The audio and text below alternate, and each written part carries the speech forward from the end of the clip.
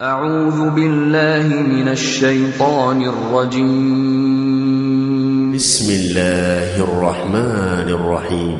إذا جاء نصر الله والفتح ورأيت الناس يدخلون في دين الله أفواجا فسبح بحمد ربك واستغفره إنه كان توابا. بسم الله الرحمن الرحيم. تبت يدا أبي لهب وتب ما أغنى عنه ماله وما كسب سيصلى نارا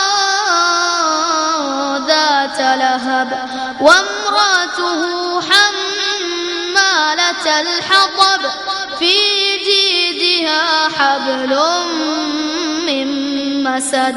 بسم الله الرحمن الرحيم.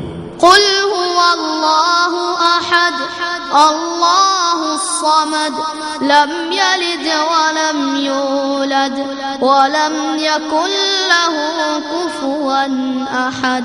بسم الله الرحمن الرحيم. قل أعوذ برب الفلق من شر ما خلق ومن شر غاسق إذا وقب ومن شر النفاثات في العقد ومن شر حاسد إذا حسد. بسم الله الرحمن الرحيم. قل أعوذ برب الناس ملك الناس إله الناس من شر الوسواس الخناس الذي يوسوس في صدور الناس من الجنة والناس. السلام عليكم ورحمة الله وبركاته. الحمد لله رب العالمين نحمده ونستعينه ونستغفره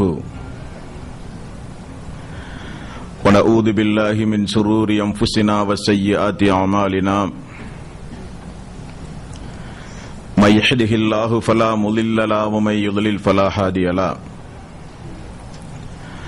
واشهد ان لا اله الا الله وحده لا شريك له واشهد ان محمدا عبده ورسوله. يا ايها الذين امنوا اتقوا الله حق تقاته ولا تموتن الا وانتم مسلمون. يا ايها الناس اتقوا ربكم الذي خلقكم من نفس واحده وخلق منها زوجها وبث منهما رجالا كثيرا ونساء واتقوا الله الذي تساءلون به والأرحام إن الله كان عليكم رقيبا. يا أيها الذين آمنوا اتقوا الله وقولوا قولا سديدا يصلح لكم أعمالكم ويغفر لكم ذنوبكم ومن يطع الله ورسوله فقد فاز فوزا عظيما. فإن خير الحديث كتاب الله وخير الهدي هدي محمد صلى الله عليه وسلم وشر الأمور محدثاتها وكل محدثة بدعة وكل بدعة ضلالة وكل ضلالة في النار. வார்த்தைகளில் சிறந்தது அல்லாஹ்வுடைய வார்த்தை என்றும் வழிகாட்டுதலில் சிறந்தது நபிகள் நாயகம் ஸல்லல்லாஹு அலைஹி வஸல்லம் அவர்களுடைய வழிகாட்டுதல் என்றும் காரியங்களில் மிக மிக கெட்டது மார்க்கங்களில் பித்அத்துகளை உண்டாக்குவது, ஒவ்வொரு பித்அத்தான காரியங்களும் வழிகேடுகள் அனைத்தும் உங்களை நரகில் கொண்டு போய் சேர்க்கும் என்று நபிகள் நாயகம் ஸல்லல்லாஹு அலைஹி வஸல்லம் அவர்கள் தங்களுடைய ஒவ்வொரு சொற்பொழிவின் துவக்கத்திலும் இந்த மனித சமுதாயத்திற்கு நினைவுறுத்தியதை சிறப்புமிக்க இந்த அவையில் ஒன்று கூடியிருக்கின்ற உங்களது சிந்தனையிலும் ஆரம்பமாக அந்த நபிமொழியை நினைவுபடுத்தி எனது உரையை ஆரம்பம் செய்கிறேன். எல்லாம் வல்ல அல்லாஹு ரப்புல் ஆலமீன் இணை வைத்தல், பித்அத்துகள், அனாச்சாரங்கள், மூட பழக்க வழக்கங்கள், சடங்கு சம்பிரதாயங்களை விட்டும் அமல்களை பாழாக்கி மறுமை நாளில் நரகத்திற்கு அழைத்துச் செல்லுகின்ற அனைத்து தீய எண்ணங்கள், நடவடிக்கைகளை விட்டும் நம் எல்லோரையும் அல்லாஹ் காப்பாற்றி அல்லாஹ்வுடைய மார்க்கத்தில் சொல்லப்பட்ட சட்டதிட்டங்களுக்கு ஏற்ப நாம் நம்முடைய வாழ்வை அமைத்து மரணிக்கும் பொழுது உண்மை முஸ்லீமாக மரணித்து மறுமை நாளில் வெற்றியாளர்களோடு அல்லாஹ் நம் எல்லோரையும் எழுப்பி சொர்க்கத்தில் நபிகள் நாயகம் ஸல்லல்லாஹு அலைஹி வஸல்லம் அவர்களோடு ஒன்றாக இருக்கிற ஒரு வாய்ப்பை அல்லாஹ் நம் எல்லோருக்கும் தந்தருள்வானாக. அன்பிற்கும் பாசத்திற்கும் உரிய சகோதரர்களே, பெரியோர்களே, பொதுவாகவே எந்த ஒரு பொருளாக இருந்தாலும் அது நமக்கு இலவசமாக கிடைத்தால் அந்த பொருளின் மகத்துவம் நமக்கு தெரியாது. அதே நேரத்தில் அந்த பொருளை கடுமையாக உழைத்து முயற்சி செய்து நாம் அடைந்திருந்தால் அதனுடைய மகத்துவத்தை நாம் உன்னிப்பாக உணர்ந்து புரிந்து அதை நாம் அனுபவிப்போம். இது யதார்த்தம். உதாரணத்திற்கு சொல்ல வேண்டுமானால், நம்முடைய தாய் தந்தையர்கள் காலம் காலமாக சம்பாதித்து வைத்திருக்கிற சொத்துக்கள் வாழையடி வாழையாக வாரிசின் அடிப்படையில் நமக்கு கிடைத்தால் அந்த சொத்தை அனுபவிக்கக்கூடியவர்கள் தான் தோண்டித்தனமாக, வீண் விரயமாக, புடும்போக்காகவெல்லாம் செலவழிப்பார்கள். காரணம், அது அவர்கள் உழைத்து சம்பாதித்து கிடைத்ததல்ல, அவர்களுடைய சந்ததியினர்கள் அவர்களுக்கு இலவசமாக வழங்கியது. இன்னொரு மனிதன் இரவு பகலாக கடுமையாக உழைத்து சம்பாதிக்கிறான் என்றால் குடும்பத்தையே கட்டி காப்பாற்றி நேரம் கிடைக்கும் பொழுதெல்லாம் உழைத்து ஓடாய் தேர்ந்து ஒரு மனிதன் பணம் சம்பாதிக்கிறானால் அந்த பொருளாதாரத்தை பாருங்கள், பைசாவாக கணக்கு பார்த்து செலவழிப்பார்கள். காரணம், அவர்கள் அது சம்பாதித்தது அவர்கள் சம்பாதித்த பொருளாதாரம். இந்த ஒரு உதாரணத்தோடு இஸ்லாமிய மார்க்கத்தை நீங்கள் ஒப்பிட்டு பார்க்க வேண்டும். இஸ்லாம் என்கிற மார்க்கம் பிறப்புரிமையின் அடிப்படையில் நமக்கு இலவசமாக கிடைத்த காரணத்தினால் அதனுடைய மகத்துவம் நமக்கு தெரியவில்லை. இந்த மார்க்கத்தை திருக்குரானை படித்து பொருள் உணர்ந்து படித்து அல்லாஹ்வுடைய ரசூலுடைய நபிமொழிகளை படித்து உணர்ந்து ஆய்வு செய்து இஸ்லாமிய மார்க்கத்தை நாம் விளங்கி இருந்தால் அந்த இஸ்லாத்தை நாம் பின்பற்றுவது மட்டுமல்ல, பிற மக்களுக்கும் வீரியத்தோடு எடுத்துச் சொல்கிற மனிதர்களாக நாம் மாறியிருப்போம். ஆனால் என்னவோ தெரியவில்லை, இலவசமாக பெற்றோர்களின் மூலம் நமக்கு கிடைத்த காரணத்தினால் நான் ஆரம்பத்தில் சொன்னதைப் போல அதனுடைய மகத்துவம் புரியாமல் நாம் எல்லாம் பொடும்போக்காக இருக்கிறோம்.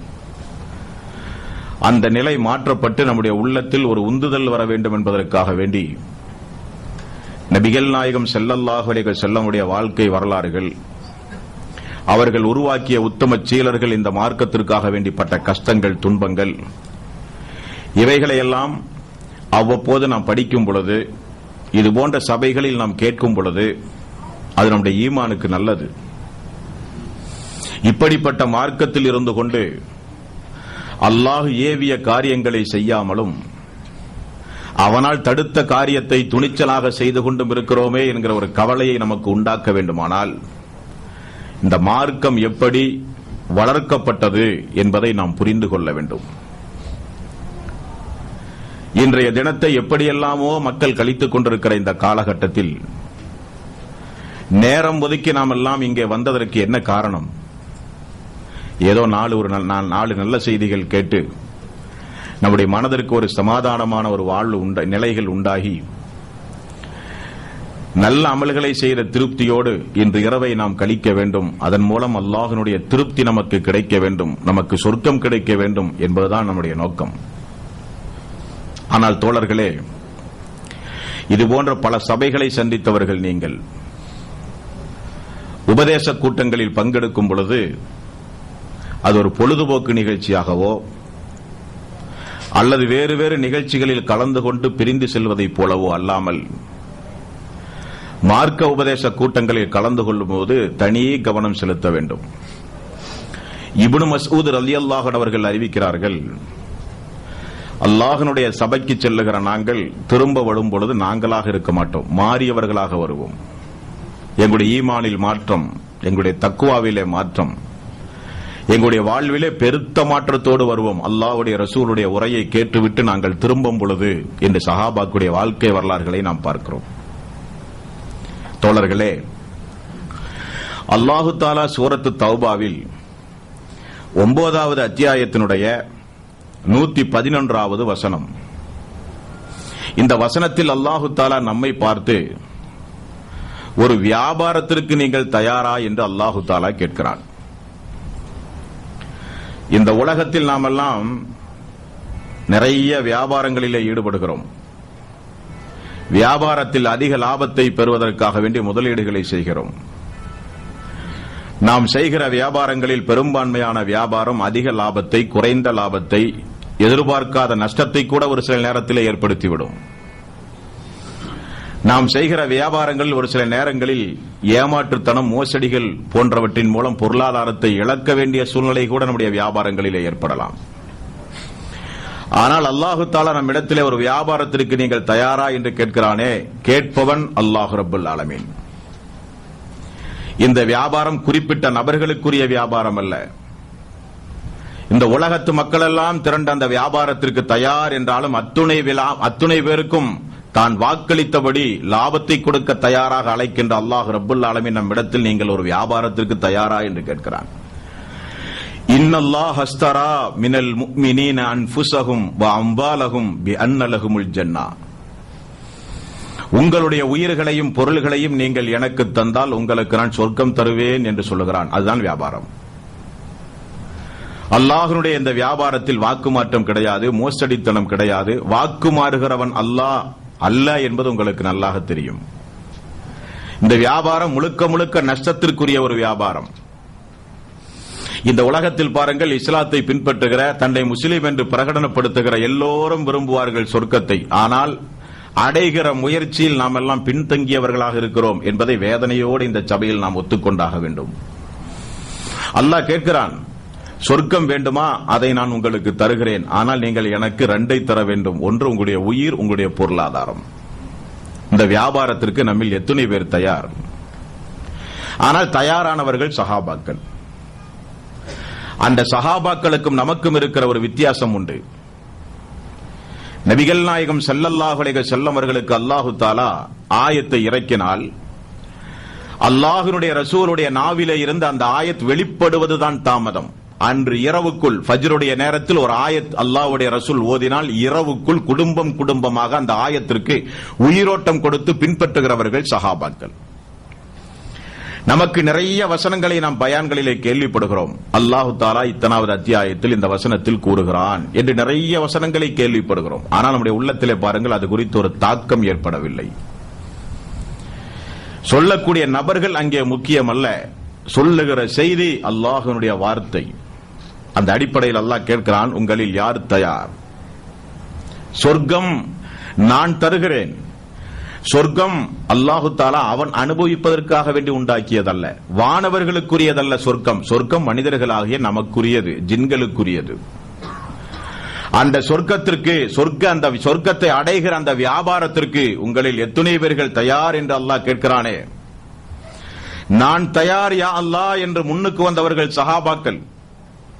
அல்லாஹ்வுடைய பாதையில் தன்னுடைய உயிரை அர்ப்பணம் செய்வதற்காக வேண்டி நேரங்களையும் காலங்களையும் எதிர்பார்த்தே வாழ்ந்தவர்கள் அந்த சஹாபாக்கள். வாய்ப்பு கிடைத்தால் அந்த வாய்ப்பை பத்திரமாக பாதுகாப்பார்கள். எதிரிகளை கொல்லுவார்கள். எதிரிகளால் கொல்லப்பட்ட சஹாபாக்களும் உண்டு. பொருளாதாரமா? தன்னிடத்தில் பொருளாதாரம் இல்லை என்றாலும் கடை வீதிக்கு சென்று தன்னுடைய முதுகுகளில் சுமைகளை சுமந்து வந்து வீதிகளிலே விட்டு அதன் மூலம் கிடைக்கிற பொருளாதாரத்தை அல்லாஹ்வுடைய பாதையில் செலவு செய்தவர்கள் சஹாபாக்கள். உயிரையும் பொருளாதாரத்தையும் அல்லாஹு தஆலா எப்பொழுது கேட்டாலும் தயக்கமில்லாமல் கொடுக்கிறவர்கள் அந்த சஹாபாக்கள். என்ன காரணம்? மார்க்கத்தினுடைய அருஞ்சுவையை உணர்ந்து வந்தவர்கள் அந்த சஹாபாக்கள். நமக்கு உணராமல் இலகுவாக கிடைத்தது அந்த இஸ்லாம் என்கிற மார்க்கம். நமக்கெல்லாம் நம்முடைய கண் முன்னே பலன் இருக்க வேண்டும்.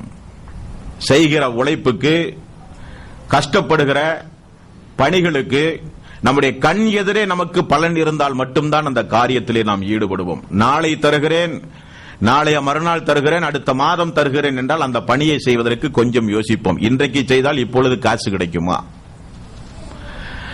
ஆனால் அல்லாஹு தஆலா சொர்க்கம் தருவதாகவும் சொர்க்கத்தை பற்றியும் பல இடங்களில் அல்லாஹு தஆலா கூறுகிறான்.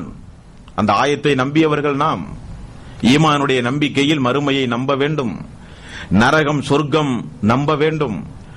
நல்லடியார்களுக்காக வேண்டி அல்லாஹு தஆலா எந்த கண்ணும் பார்த்திராத, எந்த காதும் கேட்டிராத, எந்த உள்ளமும் கற்பனை செய்து கூட நினைத்திராத மிக பொக்கிஷமாக, அல்லாஹ்வுடைய மிகுந்த ஒரு பொக்கிஷமாக திகழ்கின்ற சொர்க்கத்தை அல்லாஹு தஆலா நமக்கு தருவதாக வாக்களித்திருக்கிறான். நாம் தயாராக இருந்தால்.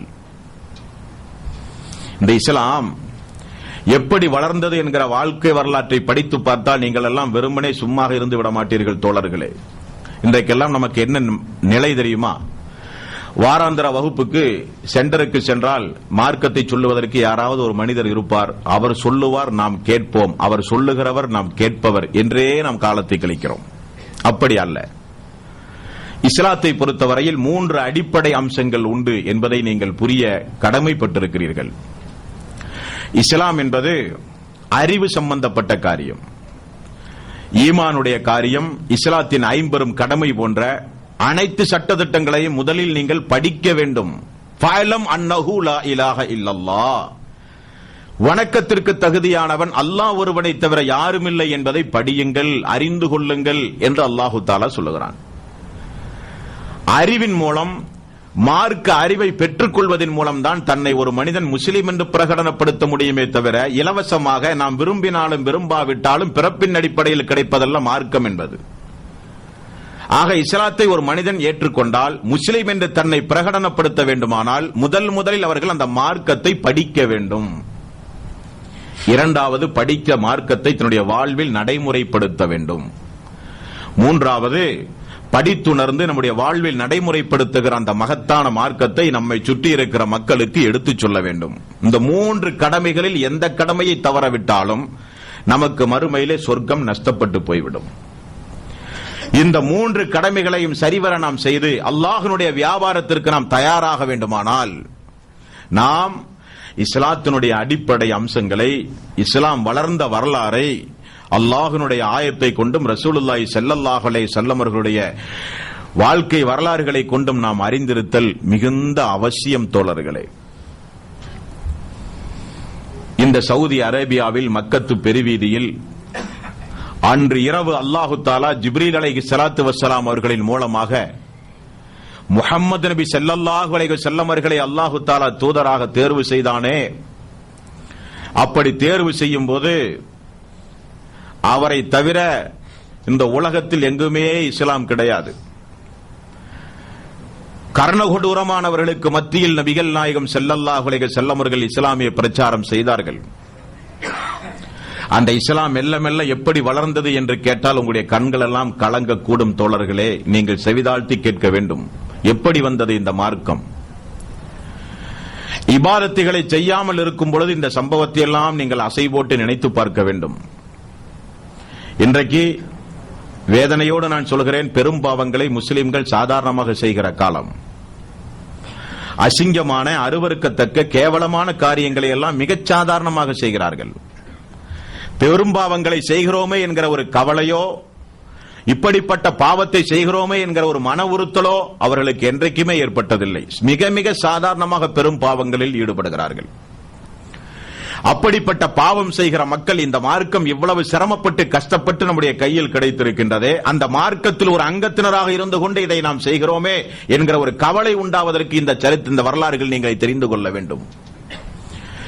முஸ்லிம் என்றால் தன்னை முஸ்லிம் என்று ஒரு மனிதன் பிரகடனப்படுத்த வேண்டுமானால் அல்லாஹ் ஏவிய அனைத்து கடமைகளையும் தன்னுடைய வாழ்வில் அவன் நிறைவேற்ற வேண்டும், கட்டுப்பட வேண்டும். அல்லாஹ்வுக்கு எதை சொல்லுகிறானோ அதை செய்ய வேண்டும், எதை தடுக்கிறானோ அதை விட்டும் தூரமாக விலகிக் கொள்ள வேண்டும். அவன்தான் முஸ்லிம். இபாதத்துகளை செய்யாமல் நாம் எல்லாம் பொடும்போக்காக இருக்கும் பொழுது இந்த வரலாறுகளை எல்லாம் நினைத்து பார்க்க வேண்டும். இப்படிப்பட்ட தியாகம் செய்து இந்த மார்க்கத்தை நம்முடைய கையிலே தந்தார்களே, அந்த மார்க்க வளர்ச்சிக்கு பாடுபடாவிட்டாலும் பரவாயில்லை, அந்த மார்க்கத்திற்கு ஒரு களங்கத்தை நாமே ஏற்படுத்துகிறோம் என்கிற ஒரு உணர்வு நமக்கு ஏற்பட வேண்டுமானால் இந்த வரலாறுகள் அடிக்கடி குடும்பம் குடும்பமாக நம்முடைய சமூகத்திலே அது பிரதிபலிக்கப்பட வேண்டும். கிராமப்புறங்களிலே இருக்கிற மக்கள் எல்லாம் வியாபாரத்திற்கு சந்தைகளுக்கு வருகிற, ஹஜ்ஜுக்கு வருகிற மக்களிடத்திலே கிராமப்புற மக்கள் எல்லாம் சொல்லுவார்களாம், நீங்கள் சந்தைக்கு செல்லுகிறீர்கள், அங்கே தற்பொழுது முஹம்மது என்பவர் தன்னை இறை தூதர் என்று சொல்லி மக்களுக்கு ஏதோ இஸ்லாத்தை போதிப்பதாக சொல்லி பிரச்சாரம் செய்து வருகிறார். நீங்கள் வியாபாரத்திற்கு சென்றால் 1% கூட அவருடைய பேச்சை நீங்கள் செவிதாழ்த்தி கேட்கக்கூடாது. அவர் ஒரு சூனியக்காரர், ஜோசியக்காரர். அவர் உங்களை பின்தொடர்ந்து வந்து போதிப்பார். அவருடைய அவையிலே அமரக்கூடாது, அவருடைய போதனைகளை செவிதாழ்த்தி கேட்கக்கூடாது என்று உபதேசம் செய்து சந்தைக்கு அனுப்புகிற காலம்.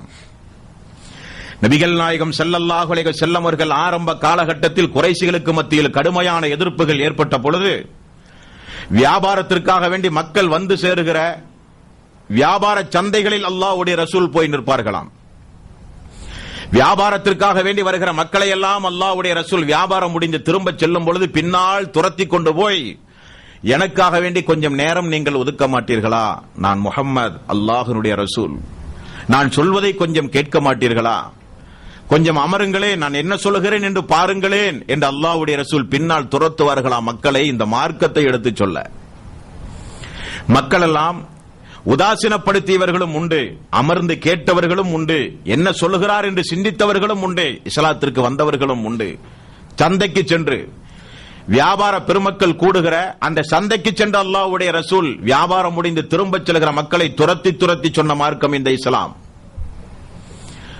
ஹஜ்ஜுடைய காலங்களில் மினா போன்ற இடங்களுக்கு சென்று ஒவ்வொரு டெண்டுகள், கூடாரங்கள் ஏறி ஏறி ரசூலுல்லாஹி ஸல்லல்லாஹு அலைஹி வஸல்லம், நான் உங்களோடு கொஞ்சம் அமரவா?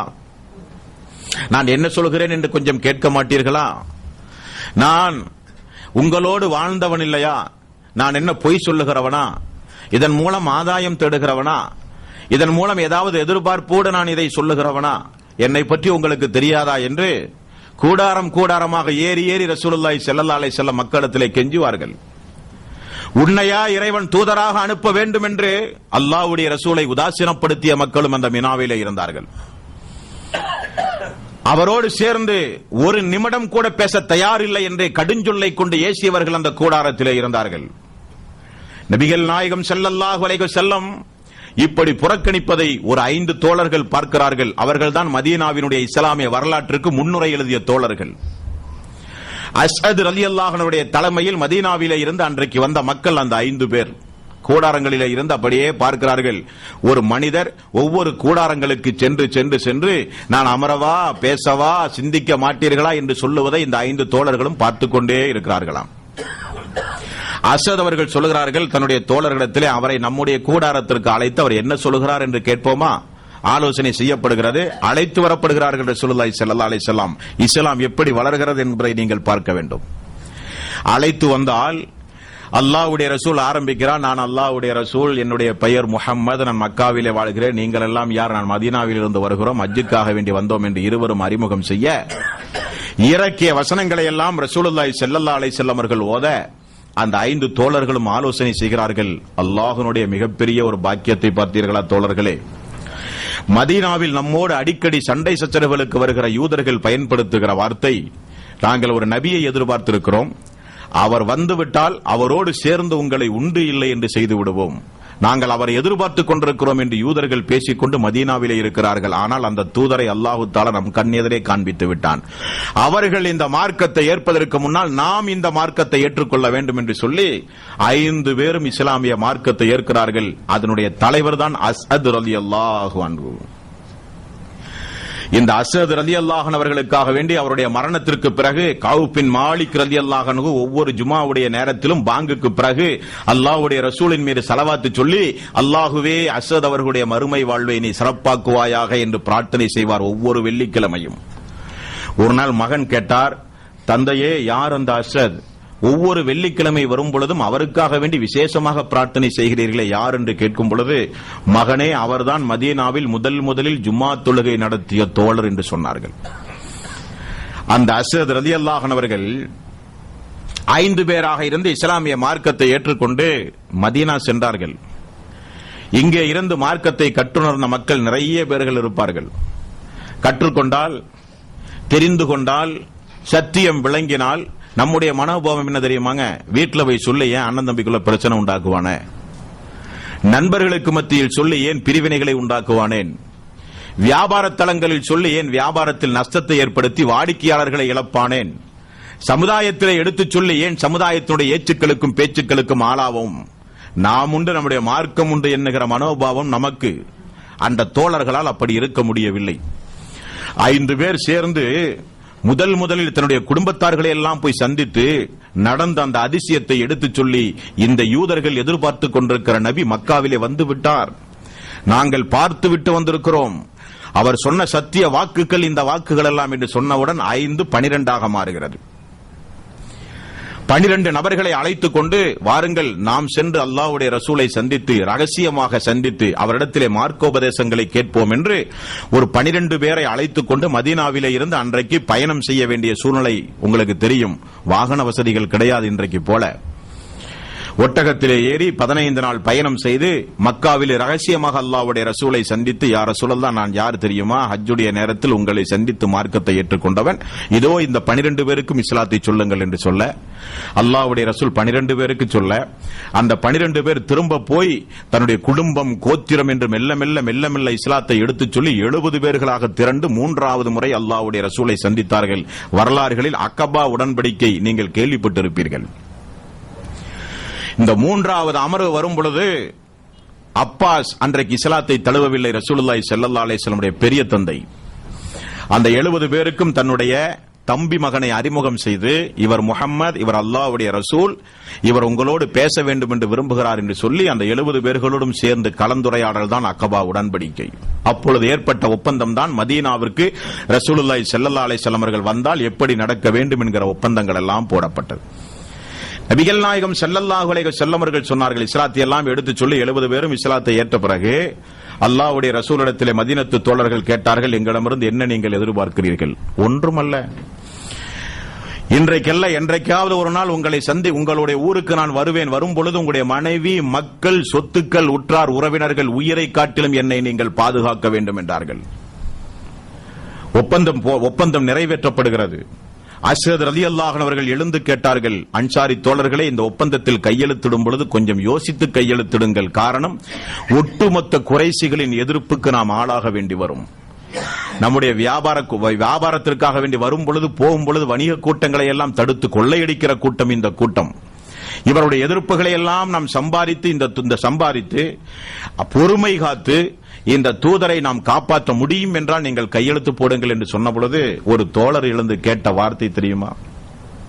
ஒரு தோழர் எழுந்து கேட்டார், முஹம்மது அவர்களே, இந்த மார்க்கத்தை நாங்கள் ஏற்றுக்கொள்கிறோம், நீங்கள் மதீனா வந்தால் உங்களை, எங்களுடைய மனைவி மக்கள் உயிரை காட்டிலும் உங்களை நாங்கள் பாதுகாக்கிறோம், ஆனால் எங்களுக்கு நீங்கள் ஒரு வாக்கு தர வேண்டும் என்றார்கள். என்ன வாக்கு?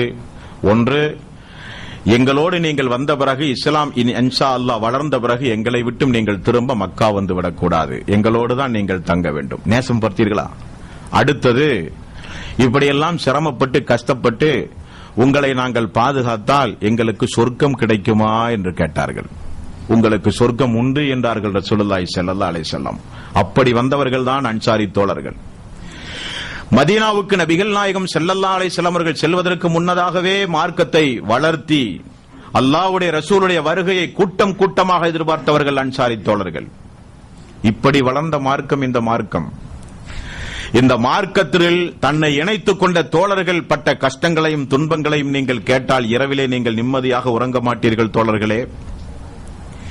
நபிகள் நாயகம் ஸல்லல்லாஹு அலைஹி வஸல்லம் கடுமையான எதிர்ப்புகள் வந்த பொழுது அர்க்கம் என்கிற நபித்தோழருடைய வீட்டில் அல்லாஹ்வுடைய ரசூல் மக்களை சந்திப்பது, தொழுகை நடத்துவது, திருக்குரான் விளக்குரை வகுப்பு நடத்துவது, இப்படியே காலம் மக்காவில் மெல்ல மெல்ல நகர்ந்து கொண்டிருந்த நேரம், தன்னை முஸ்லிம் என்ற ஒரு மனிதன் சொன்னால் குடும்பமாக புறப்பட்டு போய் ஏன் எதற்கு என்றெல்லாம் கேட்காமல் அடித்து துன்புறுத்துகிற காலம் அந்த காலம்.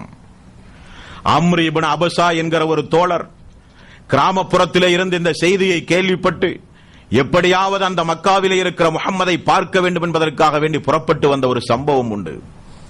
அந்த அம்ர் இப்னு அபஸா பார்க்க வருவதற்கு என்ன காரணம்?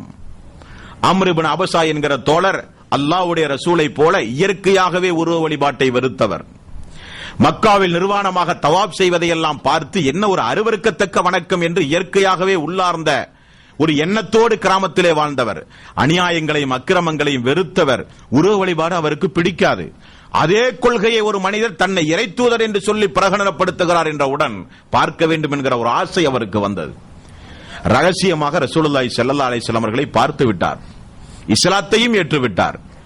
ஏற்ற உடனே அம்ர் இப்னு அபஸா அவர்கள் கேட்ட கேள்வி என்ன தெரியுமா?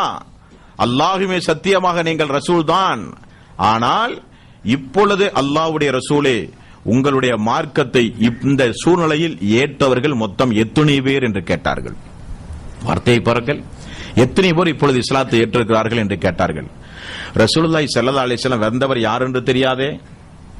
பெயரையும் பட்டியலையும் வாசித்தால் அவரின் மூலம் ஏதாவது இடையூறுகள் வருமா என்று பயந்து அல்லாஹ்வுடைய ரசூல் சொல்லுகிறார், ஒரு அடிமையும் ஒரு சுதந்திரமானவரும் தான் இப்பொழுது இந்த மார்க்கத்தை ஏற்றிருக்கிறார்கள் என்றார்கள். அம்ர் இப்னு அபஸா விடவில்லை. யா ரசூலல்லாஹ், அடிமை என்றவுடன் அதிர்ந்து போனார் அம்ர் இப்னு அபஸா. காரணம், அடிமைகள் எல்லாம் அன்றைக்கு பளுத்தூக்கும் சுமையாகத்தான் கருதப்பட்டார்கள். பளுத்தூக்கும் கருவியை போல, எடை மிஷின் போலத்தான் அன்றைக்கு அடிமைகள் எல்லாம் கருதப்பட்டார்கள். அவர்கள் மனிதர்களைப் போல உருவம் இருந்தாலும் கால்நடைகளை விட மோசமாக நடத்தப்பட்டார்கள் அடிமைகள் எல்லாம்.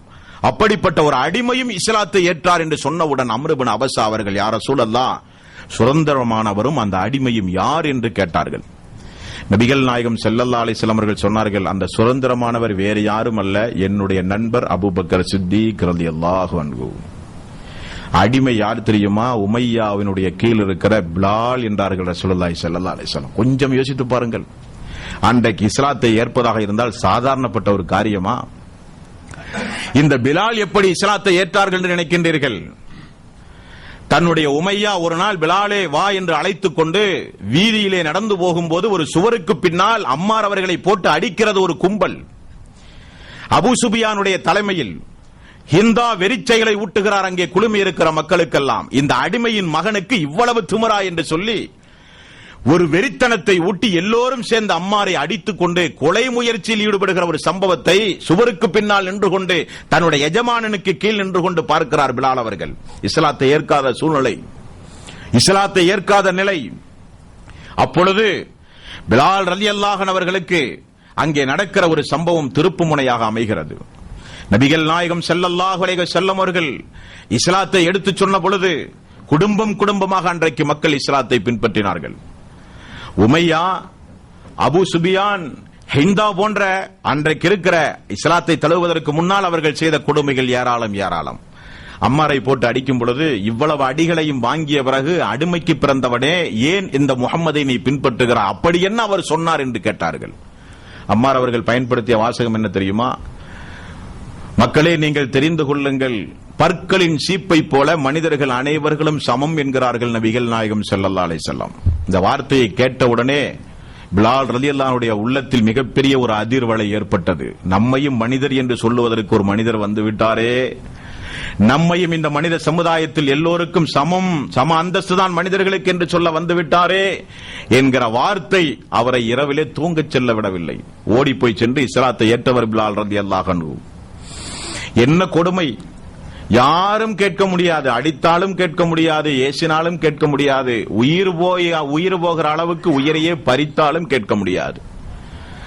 இந்த மக்கத்து பெருவீதையில் இஸ்லாத்திற்காக வேண்டி முதலில் உயிர் கொடுத்த தோழர்கள் யாருங்க? சுமையா, யாசிர். இஸ்லாத்திற்காக வேண்டி முதல் உயிர் பலி, மக்கத்து பெருவீதியில் முதல் உயிர் பலி. சுமையா, யாசிர், அம்மாருடைய குடும்பத்திற்கு தினசரி போய் குடும்பம் குடும்பமாக போய் கோத்திரம் கோத்திரமாக போய் குழு குழுவாக போய் ஆயுதங்களை கொண்டு தாக்குவார்களாம். தூதருடைய கண் எதிரே நடக்கக்கூடிய சம்பவங்க. தூதர் ஏதோ ஒரு ஊரிலே இருந்து இந்த சம்பவத்தை கேள்விப்பட்ட நிகழ்ச்சி அல்ல, அல்லாஹ்வுடைய ரசூலுடைய கண் எதிரே நடக்கக்கூடிய சம்பவங்கள் இந்த சம்பவங்கள் எல்லாம். அல்லாஹ்வுடைய ரசூல் சொல்லுவாராம், அம்மாருடைய குடும்பமே பொறுமை காருங்கள், அம்மாருடைய குடும்பம் சொர்க்கத்திற்காக வேண்டியே படைக்கப்பட்ட குடும்பம், பொறுமை காத்தால் உங்களுக்கு சொர்க்கம் உண்டு சொர்க்கம் உண்டு என்று ஆறுதல் கூறுவதை தவிர அல்லாஹ்வுடைய ரசூலுக்கு ஒன்றுமே செய்ய முடியாத காலம். தாயையும் தந்தையும் கொன்றார்கள் பாவிகள். விட்டார்களா? இவன் ஏன் குடும்பத்தில் மீதம், இவனையும் அடித்துக் கொள்ள வேண்டியதுதான் என்று சொல்லி அம்மார் அவர்களை ஒரு நாள் கொலை முயற்சி செய்ய முற்பட்டார்கள். அந்த கொலை முயற்சி செய்ய முற்படும் பொழுது தண்ணீர் தொட்டிக்குள் கொண்டு வந்து தலையை அமர்த்துகிறார்கள் கொடும்பாவிகள், இழிபிறவிகள், ஈனச் செயல் செய்வதற்கு துணிச்சலாக வாழ்ந்து கொண்டிருக்கிற மக்கள். தலையை பிடித்து தண்ணீர் தொட்டியிலே மூழ்கடித்து உன்னை கொன்று விடுவோம், லாத்து உஸ்ஸாவை வணங்குகிறோம் என்று சொல், முஹம்மதை எங்களுடைய கண் எதிரே நீ இயேசு என்கிறார்கள். உயிர் உடம்பில் இருந்தால் அல்லவா இந்த மார்க்கத்தை எடுத்துச் சொல்ல முடியும். உடம்பிலே இந்த உயிர் கண்டிப்பாக இருந்தாக வேண்டும் என்று அம்மார் அவர்கள் முடிவு செய்து விட்டார்கள். வாயளவிலே சொல்லுகிறார்கள், லாத்து உஸ்ஸாவை வணங்குகிறேன், இந்த முகமதால் தான் எனக்கு இப்படிப்பட்ட சூழ்நிலைகள் ஏற்பட்டது என்று நிராகரிப்பு வார்த்தையை கூறி அல்லாஹ்வுடைய ரசூலை இப்படிப்பட்ட வார்த்தைகளை சொல்லி ஏசி விடுகிறார். ஓடு அடிமையின் மகனே, எங்களுடைய கண்முன்னே நீ இந்த மக்காவில் நடக்கக்கூடாது என்று துரத்தி விடுகிறார்கள். ஓடியவர் என்ன செய்தார்? வீட்டுக்கு சென்று காயப்பட்ட இடங்களிலெல்லாம் மருத்துவம் பார்ப்பதற்காக வேண்டி செல்லவில்லை. அம்மார் அவர்கள் ஓடினார்கள் அர்க்கமுடைய வீட்டை தேடி, ரசூலுல்லாஹி ஸல்லல்லாஹு அலைஹி வஸல்லம் அவர்களை தேடி. நபிகள் நாயகம் ஸல்லல்லாஹு அலைஹி வஸல்லம் முன்னிலையிலே போய் இருந்து சொன்னார்கள், யா ரசூலல்லாஹ், எனக்கு நேர்ந்த கொடுமைகளை பார்த்தீர்களா? பாவிகள் தாயையும் தந்தையும் கொன்றதைப் போல என்னையும் கொலை செய்ய முயற்சி எடுத்தார்கள். அடித்தது போதாது என்று, சித்திரவதை செய்தது போதாது என்று என்னை கொல்ல வந்தார்கள் யா ரசூலல்லாஹ். அந்த கொடுமைகள் தாங்க முடியாத காரணத்தினால் லாத்து உஸ்ஸாவை வணங்குகிறேன் என்று நிராகரிப்பு வார்த்தையை கூறிவிட்டேனே, நான் என்ன செய்வது என்று கதகிறார்கள். அவர் பட்ட கஷ்டம், அவர் பட்ட துன்பம் அதைவிட காட்டிலும் சொன்ன வார்த்தை அவரால் தாங்க முடியவில்லை. 16வது அத்தியாயத்தின் 106வது வசனத்தை அல்லாஹு தாலா இறக்கியது இந்த அம்மாருக்காக வேண்டி. என்ன சொல்கிறான் அல்லாஹு தாலா? யாருடைய உள்ளத்தில் ஈமான் நிரம்பி வழிந்து வாயளவில் நாவளவில் இறை நிராகரிப்பு வார்த்தையை கூறுகிறார்களோ அவர்கள் மீது எந்த குற்றமும் கிடையாது. அவருக்கு இறங்கிய வசனம். ஆறுதல் சொன்ன பிறகுதான் அழுகையே நிப்பாட்டினார். அடுத்தது அல்லாஹ்வுடைய ரசூல் சொன்னார்கள், அம்மாரே, இனி யாராவது வீதியில் முகம்மது இயேசு திட்டி என்று சொன்னால் ஏசி திட்டியாவது அம்மாருடைய குடும்பம் உலகத்திலே வாழ வேண்டும் என்றார்கள். இப்படி சொன்னவர் ரசூலுல்லாஹி ஸல்லல்லாஹு அலைஹி வஸல்லம். என்ன காரணம்? என்ன காரணம்? அந்த தோழர்களும் நம்மை போல இருந்திருக்கலாமே சஹா தோழர்களே, அந்த தோழர்களும் நம்மை போல் இருந்திருக்கலாம். அல்லாஹ்வுடைய ரசூலை கண்கொண்டு பார்த்து விட்டார்கள். வேத வசனங்களை அல்லாஹ்வுடைய ரசூலுடைய நாவிலே இருந்து கேட்டு விட்டார்கள். களிமா சொன்னார்கள், இஸ்லாத்தை தழுவி விட்டார்கள். தான் உண்டு மார்க்கம் உண்டு என்று அந்த தோழர்கள் இருந்திருக்கலாம். அவர்கள் இப்படி நினைத்தார்கள், நாம் செய்கிற இந்த தியாகம் நமக்காக வேண்டி மட்டுமல்ல, நமக்கு வருகிற பின்னால் வருகிற தலைமுறையினர்கள் எந்த சிரமமும் ஏற்படாமல், கஷ்டமும் ஏற்படாமல் இந்த மார்க்கத்தை அவர்கள் இலவசமாக பெற வேண்டும் என்பதற்காக ஒட்டுமொத்த தியாகங்களையும் சம்பாதித்து விட்டு சென்றார்களே, அந்த தோழர்களை நாமெல்லாம் நினைவு கூற கடமைப்பட்டிருக்கிறோம். இந்த மார்க்கத்திற்காக வேண்டி உழைக்க வேண்டும் என்கிற எண்ணம் இல்லாமல் வாழ்ந்து கொண்டிருக்கிற, இந்த மார்க்கத்தை நேசிக்க வேண்டும் என்கிற எண்ணம் இல்லாமல் வாழ்ந்து கொண்டிருக்கிற ஒவ்வொருவரும் படித்து பார்க்க வேண்டிய வரலாற்று சம்பவங்கள் இந்த சம்பவங்கள் தோழர்களே. நபிகள் நாயகம் ஸல்லல்லாஹு அலைஹி வஸல்லம் அவர்கள் கஅபாவுக்கு அருகில் தன்னுடைய போர்வையை தன்னுடைய முகத்திலே போட்டுக்கொண்டு அமர்ந்து கொண்டிருந்த ஒரு நேரம், கப்பாப் ரலியல்லாஹு அன்ஹு அவர்கள் ரசூலுல்லாஹி ஸல்லல்லாஹு அலைஹி வஸல்லம் அவர்களை சந்திப்பதற்காக வேண்டி ஓடோடி வந்து, யா ரசூலல்லாஹ், எனது முதுகை பாருங்கள், இந்த குறைஷிகள் இன்றைக்கு செய்த கொடுமை. நான் தொழில் செய்கிற இடத்தில் இருக்கும் பொழுது எரிகிற நெருப்பில் என்னை முகம் குப்புற கிடத்தினார்கள், முதுகு குப்புற கிடத்தினார்கள். முதுகை பாருங்கள் யா ரசூலல்லாஹ், முதுகெல்லாம் வெந்து விட்டது. வேதனை குறைய துஆ செய்யக்கூடாதா? இதுதான் சொன்னார்கள். வேதனை இல்லாமல் சந்தோஷமாக இருக்க துஆ செய்யுங்கள் என்று சொல்லவில்லை. அல்லாஹ்வுடைய ரசூலே, இதற்கெல்லாம் வேதனை குறைய ஒரு முயற்சி துஆ செய்யக்கூடாதா? முகத்திலே இருந்து போர்வை எடுத்து படுத்துக் கொண்டிருந்த தூதர் எழுந்தமர்ந்து அந்த தோழரை பார்த்து சொன்ன வார்த்தை என்ன தெரியுமா? கப்பாவே, இன்னும் நீங்கள் கஷ்டத்தை அனுபவிக்கவே இல்லை என்றார்கள். அதிர்ந்து போனார் அந்த தோழர். உயிர் போகிற அளவுக்கு இந்த கொடுமை செய்த அந்த அநியாயக்காரருடைய சம்பவத்தை எடுத்துச் சொல்லும் பொழுது அல்லாஹ்வுடைய ரசூல் சொன்னது, இன்னும் ஆரம்பமே ஆகவில்லை என்றார்கள். உங்களுக்கு தெரியுமா, முற்சென்ற சமுதாயத்தில் இந்த மார்க்கத்தை ஏற்றார்கள் என்கிற ஒரே காரணத்திற்காக வேண்டி கழுத்துயர குழி வெட்டி உள்ளே இறக்கி ரம்பத்தால் அறுத்து கொலை செய்தார்கள் பாவிகள். அது போன்றதொரு சூழ்நிலை உங்களுக்கு வராமல் நீங்கள் சொர்க்கம் செல்ல முடியாது என்றார்கள். சன்னா ஹல்லரல் மவுத் என்கிற தொலைவு தூரம் வரை இந்த இஸ்லாம் பரவும். திரைச்சீலை, கஅபாவுக்கு தொங்கவிடப்பட்டிருக்கிற திரைச்சீலையை காட்டிலும் உயர்ந்த ஆடைகளை அல்லாஹு தஆலா உங்களுக்கு அனுப்பிப்பான் என்ற முன்னறிவிப்பை செய்தார்கள் ரசூலுல்லாஹி ஸல்லல்லாஹு அலைஹி வஸல்லம். அந்த முன்னறிவிப்பு நிகழ்ந்தும் ஏறியது. அப்துர் ரஹ்மான் இப்னு அவுஃப் ஒரு நாள் விலை உயர்ந்த பேரித்தங்கனிகள் எல்லாம் அவருக்கு உணவாக கொண்டு வரப்பட்ட நேரத்தில் அதை பார்த்து பார்த்து அழுத ஒரு சம்பவம் உண்டு. தோழர்கள் எல்லாம் கேட்டார்கள், ஏன் அழுகிறீர்கள் என்று கேட்டார்கள். அப்பொழுது அவர் சொன்னார், அல்லாஹு தாலா உலகத்தில் எல்லாம் தந்துவிட்டு மறுமையில் ஒன்றுமில்லாமல் ஆக்கி விடுவானோ என்று நாங்கள் பயப்படுகிறோம் என்றார்கள். அந்த அளவுக்கு ரப்புல் ஆலமீன் கொடுத்தான், அந்த அளவுக்கு கொடுத்தான் ரப்புல் ஆலமீன். எந்த அளவுக்கு இருந்தவர்களுக்கு எந்த அளவுக்கு கொடுத்தான். மதீனாவில் எல்லோரும் வரிசையில் நின்றார்கள் அல்லாஹ்வுடைய ரசூலிடத்திலே உணவு வாங்க. ரேஷன் திட்டத்தின் மூலம் அல்லாஹ்வுடைய ரசூல் அந்த மக்களுடைய பசியை போக்கினார்கள். நீங்கள் தெரிந்த நபிமொழிகள் தான். மதீனாவுக்கு சென்ற பிறகு நபிகள் நாயகம் ஸல்லல்லாஹு அலைஹி வஸல்லம் ஒவ்வொரு அன்சாரி தோழர்களை, மதீனத்து தோழர்களையும் அழைத்து மக்காவிலே இருந்து மார்க்கத்திற்காக வேண்டி புறப்பட்டு வந்த முஹாஜிர்களையும் அழைத்து, இவர் உங்களுக்கு சகோதரர் சகோதரர் சகோதரர் என்று எல்லோரையும் சகோதரர்களாக ஆக்கி, மீதம் பார்த்தால் ஒரு 80 நபித்தோழர்கள் இருந்தார்கள். அந்த 80 நபித்தோழர்களையும் நான் அழைத்து செல்கிறேன் என்று அல்லாஹ்வுடைய ரசூல் அழைத்து தனது வீட்டுக்கு அருகிலே ஒரு திண்ணையில் அவர்களை அமர வைத்து அவர்களை கோழி குஞ்சை பாதுகாப்பதைப் போல ரசூல் ஸல்லல்லாஹு அலைஹி வஸல்லம் பாதுகாத்தவர்கள். அவர்கள் யாருக்கும் பகிர்ந்து கொடுக்க முடியாது, இனி தோழர்கள் இல்லை. அந்த 70 தோழர்களும் மிஞ்சிய உடனே ரசூலுல்லாஹி ஸல்லல்லாஹு அலைஹி வஸல்லம் செய்த பிரகடனம் தான், தெரிந்து கொள்ளுங்கள், இனி உங்களில் ஒருவருக்கு உணவு இருந்தால் அது 2 போதுமானது என்றார்கள். 2 உணவு இருந்தால் அது 3 பேருக்கு போதுமானது என்றார்கள். 3 பேருக்கு உணவு இருந்தால் 4 பேர் உண்ணுங்கள், ஒருவருக்கு உணவு இருந்தால் என்னுடைய ஒரு தோழரை அழைத்துக் கொண்டு 2 பேர் உண்ணுங்கள் என்றார்கள். அப்பொழுது செய்த பிரகடனம் தான் அந்த பிரகடனம். ரசூலுல்லாஹி ஸல்லல்லாஹு அலைஹி வஸல்லம் பேரித்தங்கனிகளை ஒரு நாளைக்கு 1 பேரித்தம்பழம் என்றெல்லாம் சஹாபாக்கள் சொல்லுகிறார்கள். ஒரு நாளைக்கு 3 பேரித்தம்பழம் என்றும் சொல்லுகிறார்கள் சஹாபாக்கள். தாங்க முடியுமா நம்மால்? எவ்வளவு வகை வகையான உணவுகளை உண்ணுகிறோம். அந்த உணவு நம் கண் எதிரே கொண்டு வந்து வைக்கப்படும் பொழுது அந்த சம்பவத்தை என்றைக்காவது மனதால் கூட நினைத்து பார்த்திருப்போமா? ஒரு காலத்தில் ஒரு சமுதாயம் வாழ்ந்ததே, உண்பதற்கு உணவில்லாமல், உடுப்பதற்கு உடை இல்லாமல் திண்ணையில் தூங்கிக் கொண்டு இந்த மார்க்கத்தை கட்டி காப்பாற்றினார்களே. அல்லாஹு தாலா இன்றைக்கு நமக்கு இவ்வளவு பெரிய உணவுகளையும் இவ்வளவு பெரிய பொருளாதாரத்தையும் ஆரோக்கியத்தையும் ரப்புல் ஆலமீன் நமக்கு தந்திருக்கிறானே என்று நாம் என்றைக்குமே நினைத்து பார்த்திருக்க மாட்டோம் அந்த தோழர்களை. பிலால் ரலியல்லாஹு அன்ஹு அவர்கள் ஒரு நாள் வந்து சொன்னார்கள், யா ரசூலல்லாஹ், பேரித்தம்பழங்களை உண்டு உண்டு உண்டு உண்டு வயிறெல்லாம் இறுகிவிட்டது, மலமெல்லாம் இறுகிவிட்டது, ஒரு நீராகாரம், நீர் கலந்த ஒரு உணர்வு, லிக்விட் ஃபுட் எங்களுக்கு கிடைக்காதா யா ரசூலல்லாஹ் என்று கேட்டார்கள். ரசூலுல்லாஹி ஸல்லல்லாஹு அலைஹி வஸல்லம் உடனே அமர வைத்து அல்லாஹ்வுடைய ரசூலிடத்திலே சஹாபாக்கள் வந்து ஏதாவது ஒரு கஷ்டப்பட்டாலோ முறையிட்டாலோ சங்கடங்கள் சொன்னாலோ உடனே அல்லாஹ்வுடைய ரசூலுடைய வேலை என்னங்க? எல்லாத்தையும் உடனே கூப்பிடுவார், எல்லோரையும் அமர வைத்து ஒரு பயான் பண்ணுவார். நான் இந்த முஹம்மதாகிய நான் வைத்துக் கொண்டா உங்களுக்கு தராமல் இருக்கிறேன், அப்படிப்பட்டவனா நான்? என்னுடைய தோழர்களாகிய உங்களை நான் நேசிப்பதை காட்டிலும் வேறு யார் நேசிக்க முடியும்? இப்படியெல்லாம் கஷ்டங்களையும் சோதனைகளையும் நீங்கள் தாங்கினால் உங்களுக்கு சொர்க்கம் கிடைக்கும் என்று தெரியாதா?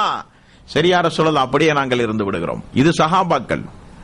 இவர்கள் தான் இஸ்லாமிய மார்க்கத்திற்கு ஆரம்பத்தில் நான் சொன்னதை போல முன்னுரை முகவுரை எழுதிய தோழர்கள், அல்லாஹ்வுடைய ரசூலோடு பக்கபலமாக இருந்த தோழர்கள், நபிகள் நாயகம் ஸல்லல்லாஹு அலைஹி வஸல்லம் அவர்களால் வார்த்தெடுக்கப்பட்ட தோழர்கள் அவர்கள். இவர்களை வைத்துத்தான் இஸ்லாம் வளர்ந்தது, இவர்களை வைத்துத்தான் இஸ்லாம் வளர்ந்தது.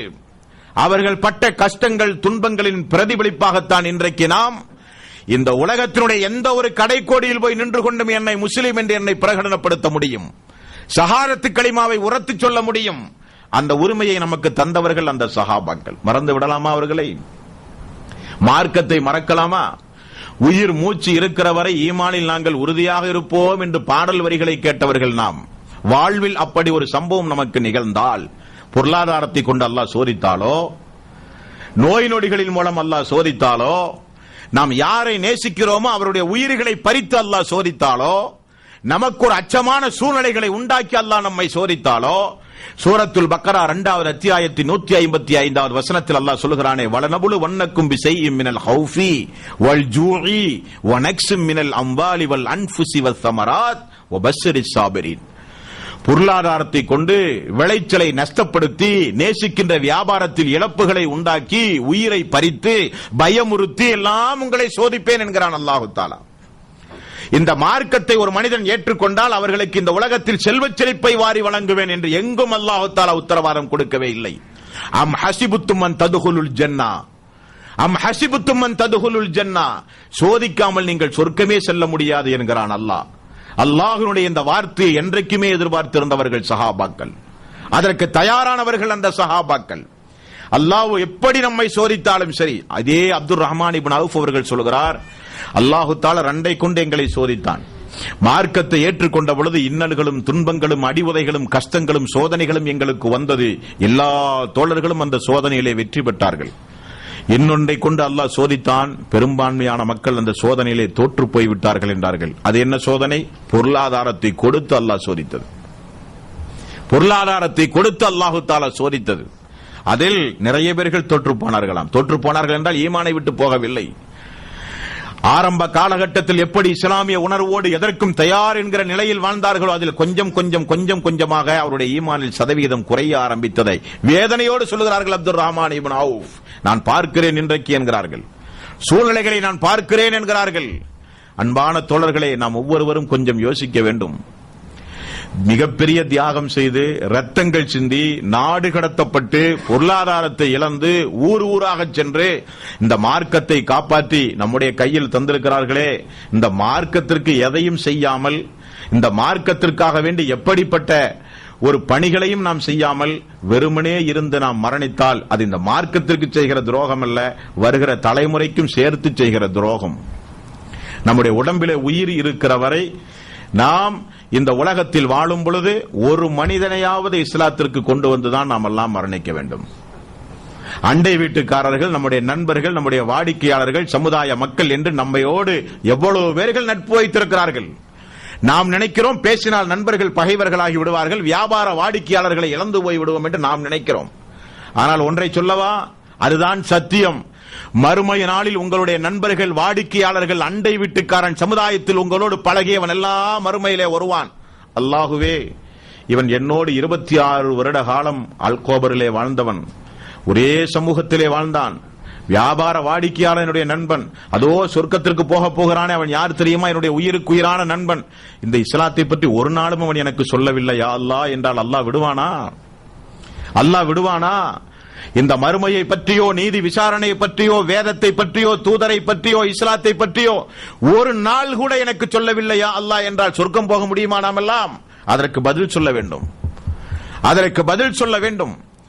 4 கேள்விகள் ஒரு மனிதனிடத்திலே கேட்கப்படும், பதில் சொல்லாமல் அவனுடைய கால் நகராது என்றார்கள் ரசூலுல்லாஹி ஸல்லல்லாஹு அலைஹி வஸல்லம்.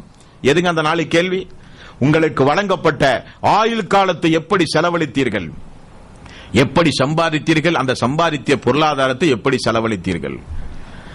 உங்களுக்கு தந்த அந்த கல்வி ஞானத்தை எதற்காக வேண்டி நீங்கள் பயன்படுத்தினீர்கள்? கேள்விக்கு பதில் சொல்லாமல் போக முடியுமா மறுமையிலே சொர்க்கத்திற்கு? இதெல்லாம் நம்பியவர்கள் தானே நாம் எல்லாம். இதெல்லாம் நம்பியவர்கள் தானே நாம் எல்லாம். ஆனால் இன்றைக்கு சமுதாயத்தில் என்ன நிலைமை?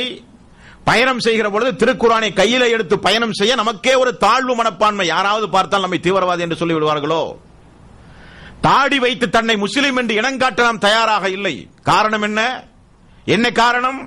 தாடி வைத்தால் மிக இஸ்லாத்தை தீவிரமாக பின்பற்றுகிறவன் என்று சொல்லி நம்மிடத்திலே வியாபாரம் குறைந்து போய்விடுமோ?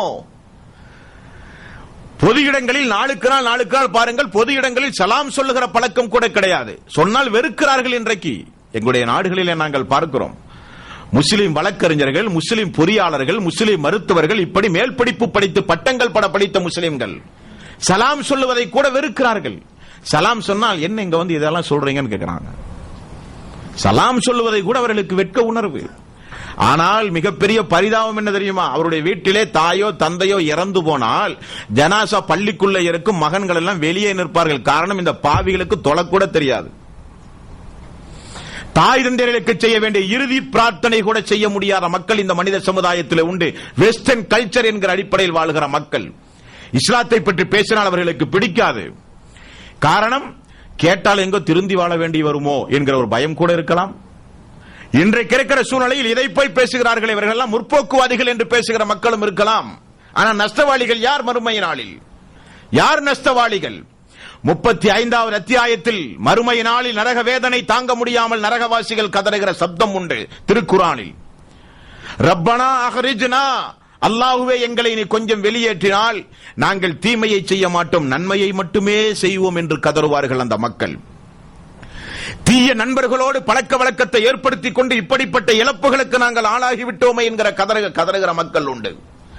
தீமைக்கும் எங்களுக்கும் மிகுந்த ஒரு தொலைவு தூரம் இருக்க வேண்டுமே என்று கதறுகிற மக்கள் உண்டு. அவர்களெல்லாம் உலகத்தில் நம்மை பற்றி ஏசியவர்கள். இவர்களுக்கு வேறு வேலையே கிடையாதா?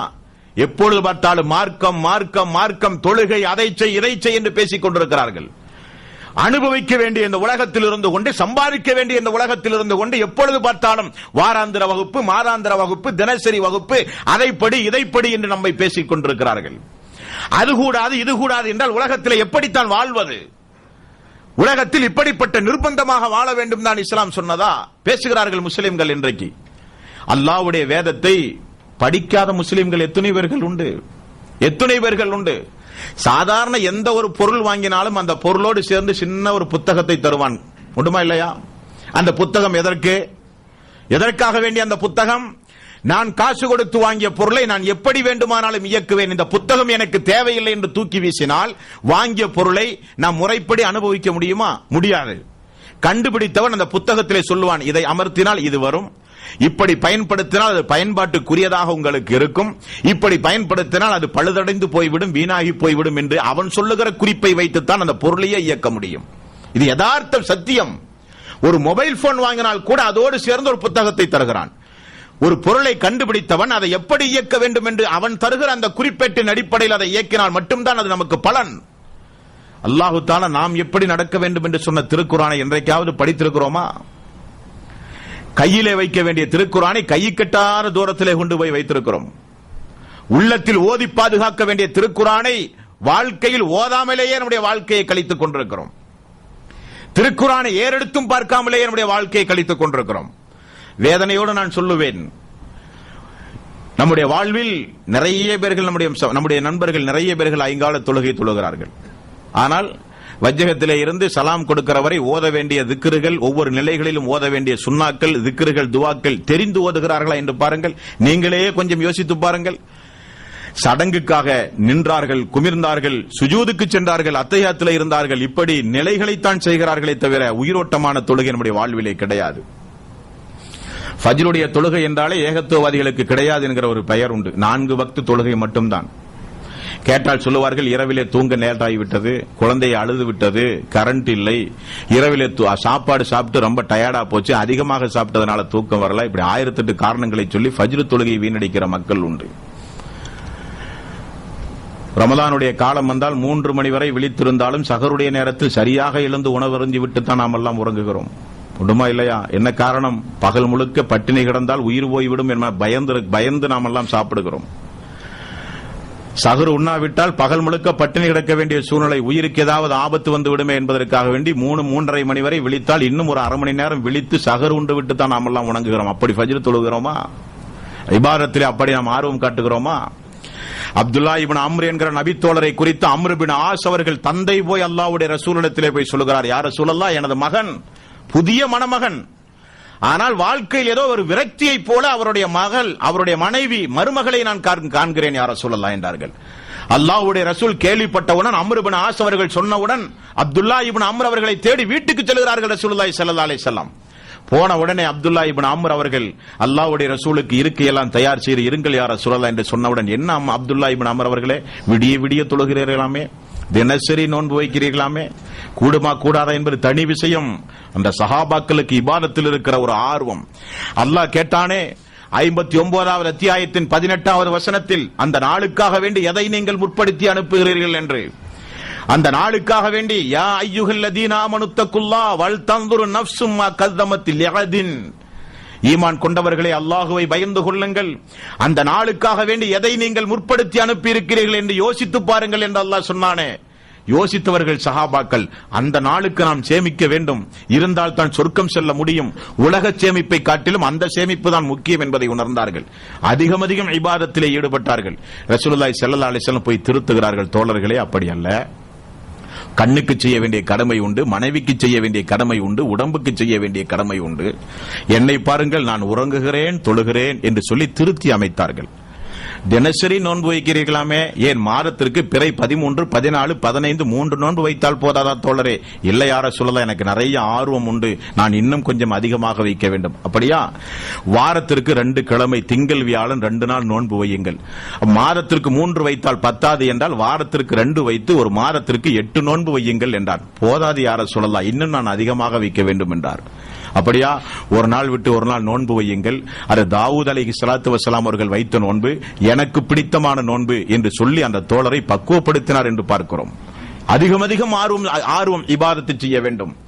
யார சொல்லலாம் நான் திருக்குரானை ஒரே நாளில் ஓத வேண்டும், கூடாது. ஒரே நாளில் திருக்குரான் ஓதுவது அது நல்ல பண்பு அல்ல. நபிகள் நாயகம் ஸல்லல்லாஹு அலைஹி வஸல்லம் அவர்கள் திருத்தி 3 நாளில் அதிகபட்சம் திருக்குரானை ஓதி முடியுங்கள் என்றார்கள். திருக்குரானை ராகத்தோடு ஓதுங்கள் என்றார்கள். மதீனாவிலே வாழ்ந்த அந்த சஹாபாக்களுடைய வாழ்க்கை வரலாறுகளை ஹதீஸ்களிலே படிக்கும் பொழுது ரசூலுல்லாஹி ஸல்லல்லாஹு அலைஹி வஸல்லம் அவர்கள் சொல்கிறார்கள், நான் இன்று இரவு இந்த இடத்தில், அன்றைக்கெல்லாம் விளக்கு கிடையாது அல்லவா, விளக்கில்லாத அந்த பகுதியை ரசூலுல்லாஹி ஸல்லல்லாஹு அலைஹி வஸல்லம் அவர்கள் இப்படி சொல்கிறார்கள், இந்த வீட்டில் இந்த கோத்திரத்தார்கள் இருக்கிறார்கள், அந்த வீட்டில் அந்த கோத்திரத்தார்கள் இருக்கிறார்கள் என்று இருந்த இடத்திலேயே என்னால் அடையாளம் கண்டு கொள்ள முடியும். எதை வைத்து? அவர்கள் குர்ஆனை ஓதுகிற சப்தத்தை வைத்து என்றார்கள் ரசூலுல்லாஹி ஸல்லல்லாஹு அலைஹி வஸல்லம். நம்முடைய வீடுகளில் அப்படி திருக்குர்ஆன் ஒலிக்கப்படுகிறதா? இன்றைக்கு இரவிலே தூங்கச் சொல்கிறோம். இன்றைக்கு அல்லாஹ்வுடைய வேதத்தை நாம் படித்தோமா? அல்லாஹ்வுடைய ரசூலுடைய வாழ்க்கை வரலாறுகளையாவது கொஞ்சமாவது படித்தோமா? சஹாபாக்களை கொஞ்சமாவது நினைவு கூறினோமா? அல்லாஹ்வுடைய ரசூலுக்கு இன்றைக்கு நாம் ஒரு ஸலவாத் அவரின் மீது சொன்னோமா? சொல்லாமல் போய் உறங்குகிறோமே, இது நியாயம் அல்லவே என்கிற ஒரு கவலை நமக்கு உண்டுமா? இபாதத்தை குறித்துள்ள கவலை உண்டுமா? ஹராம்களை செய்கிறோமே என்கிற ஒரு வருத்தம் உண்டுமா? எதுவுமே நமக்கு கிடையாது தோழர்களே. நாம் நிச்சயம் அல்லாஹ் செய்கிற இந்த வியாபாரத்தில் தோற்று போய் விடுவோம். நிச்சயம் அல்லாஹ் செய்கிற இந்த வியாபாரத்தில் நாம் தோற்று போய் விடுவோம். நபிகள் நாயகம் ஸல்லல்லாஹு அலைஹி வஸல்லம் அவர்கள் சொன்னார்கள், நீங்கள் மரணித்தால் உங்களோடு 3 காரியங்கள் வருகிறது. உண்டுமா இல்லையா? எது? நீங்கள் திரட்டி வைத்திருக்கிற செல்வம், உங்களுடைய குடும்பத்தினர்கள், நீங்கள் செய்கிற நல்ல அமல்கள். 2, உங்களை விட்டு திரும்ப வந்து விடுகிறது. 1, உங்களோடு தங்கி விடுகிறது என்றார்கள். அந்த தங்கி விடுகிற அந்த அமல் நம்மிடத்தில் எந்த அளவுக்கு உண்டுமோ அதில் நாம் வெற்றி அடைந்து விட்டோம். அந்த அமல்களை எந்த அளவுக்கு பார்த்து நேரம் கிடைக்கும் பொழுதெல்லாம் செய்கிறோமோ அதில் நாம் வெற்றி அடைந்து விட்டோம். ஆனால் அல்லாஹு தஆலா இந்த மார்க்கத்தை உயிர் பெற வேண்டும் என்பதற்காக வேண்டி ஒவ்வொரு பகுதிகளிலும் கொஞ்சம் நபர்களை அல்லாஹு தஆலா அப்படி தேர்வு செய்து வைத்திருக்கிறான். அதையும் இந்த சபையிலே நான் நினைவு கூற கடமைப்பட்டிருக்கிறேன். அவர்கள் வாழ்த்துக்குரியவர்கள். ரசூலுல்லாஹி ஸல்லல்லாஹு அலைஹி வஸல்லம் அவர்கள் சொன்னார்களே, எனக்கு பிறகு ஒரு காலம் வரும், அந்த காலத்தில் பழி சொல்லுவோருக்கு அஞ்சாது. யார் என்ன எப்படிப்பட்ட பழிகளை சொன்னாலும் அவதூறுகளை சொன்னாலும் மானத்தோடு கண்ணியத்தோடு விளையாடுகிற அளவுக்கு நாவை சுழட்டி பேசி அநியாயங்களை புரிந்தாலும் அவைகளுக்கெல்லாம் அஞ்சாமல் அல்லாஹ்வுடைய தீனை திறம்பட எடுத்துச் சொல்கிற ஒரு கூட்டத்தார்கள் வருவார்கள், உருவாவார்கள். அவர்களுக்கு என்னுடைய நற்செய்திகள் என்று அல்லாஹ்வுடைய ரசூல் சொன்னார்களே, அப்படிப்பட்ட மக்களை அல்லாஹு தஆலா இந்த உலகத்தில் அங்குமிங்குமாக கொஞ்சம் வைக்கத்தான் செய்திருக்கிறான். அப்படிப்பட்ட நல்லவர்கள் இருக்க போய்த்தான் இந்த பூமியிலே வாழ்கிற மக்கள் கொஞ்சம் சமாதானமாக வாழ்கிறார்கள். இப்படி யோசித்து பாருங்களேன். இன்றைக்கு 650 கோடி மக்கள் இன்றைக்கு இந்த உலகத்தில் உண்டு என்று புள்ளி விவர கணக்கு சொல்லுகிறது. 650 கோடி மக்களும் விபச்சாரம் செய்து, 650 கோடி மக்களும் மதுபானம் அருந்தி, 650 கோடி மக்களும் கொலை செய்து, கொள்ளையடித்து, திருடி, இப்படி அநியாயம் செய்கிற ஒரு சமுதாயம் இருக்கிறது என்றால் நீங்கள் கொஞ்சம் யோசித்து பாருங்கள். ஒரு நாள் கூட இந்த பூமி தாங்காது. ஆனா அல்லாஹ் என்ன செய்கிறான்? அதிலிருந்து கொஞ்சம் மக்களை பெயர்த்தெடுத்து இஸ்லாமிய நாணத்தை அவர்களுக்கு வழங்கி அவர்கள் நன்மையை ஏவி தீமையை தடுக்கிற ஒரு பேலன்ஸ் இருக்கிற காரணத்தினால் தான் இந்த உலகமே இயங்கிக் கொண்டிருக்கிறது. அதைத்தான் ரசூலுல்லாஹி ஸல்லல்லாஹு அலைஹி வஸல்லம் அவர்கள் சொன்னார்கள், களங்கப்படுத்தப்பட்ட மார்க்கத்தை அனாச்சாரம், மூட பழக்க வழக்கம், சடங்கு சம்பிரதாயம் என்று, பித்அத்துகள் என்றும் அனாச்சாரங்கள் என்றும் இந்த மார்க்கத்தை களங்கப்படுத்தி வைத்திருப்பார்கள். அதை தூய்மைப்படுத்துகிற ஒரு கூட்டம் உருவாகும். மார்க்கத்தை தூய்மையோடு மக்களுக்கு சொல்லுகிற ஒரு கூட்டம் உருவாகும் என்று அல்லாஹ் சொல்லுகிறானே, அந்த கூட்டத்தார்களை அல்லாஹு தஆலா இந்த பூமியில் அங்குமிங்குமாக அடிக்கடி ஒருவர் உருவாக அல்லாஹு தஆலா உருவாக்கி வைத்திருக்கிற காரணத்தினால்தான் இது போன்ற நல்ல நல்ல நிகழ்ச்சிகள் நடந்து கொண்டிருக்கிறது. இதை ஏற்பாடு செய்கிறவர்கள், இதற்காக வேண்டி பாடுபடுகிறவர்கள் இங்கே வருகை இருந்திருக்கிற நம்மை போன்ற மனிதர்கள் தான். அவர்களுக்கு ஆசாபாசம் உண்டு, மனைவி மக்கள் உண்டு, உலகத்தில் வாழ வேண்டும் என்கிற ஆசை உண்டு. என்ன சின்ன ஒரு வித்தியாசம்? இந்த மார்க்கத்திற்கு ஏதாவது ஒன்றை செய்யாமல் மரணித்தால் அது துரோகம். இந்த மார்க்கத்திற்கு எதையாவது ஒன்றை செய்ய வேண்டும். இந்த உலகத்தில் நாம் பிறந்திருக்கிறோம் என்றால் அந்த பிறப்புக்கு ஒரு காரணத்தை உண்டாக்கித்தான் மரணிக்க வேண்டும். எந்த காரணமும் இல்லாமல் வேறு வேறு உயிர் ஜீவராசிகளைப் போல உண்டோம், கழித்தோம், உறங்கினோம், இனப்பெருக்கம் செய்தோம் என்பது மட்டும் நம்முடைய வாழ்க்கையாக இருந்துவிடக் கூடாது. வலக்கது கர்ரம்னா பனி ஆதம், ஆதமுடைய மக்களை நான் மேன்மைக்குரிய சமுதாயமாக படைத்திருக்கிறேன் என்று அல்லாஹ் சொல்கிறான். நான் மேன்மைக்குரிய சமுதாயத்திற்கு சொந்தக்காரன் என்பதை பிரதிபலிக்க வேண்டுமானால் இந்த மார்க்கத்தை நான் படிக்க வேண்டும். மார்க்கத்தின் அடிப்படையில் என்னுடைய வாழ்வை நான் நடத்தி காண்பிக்க வேண்டும்.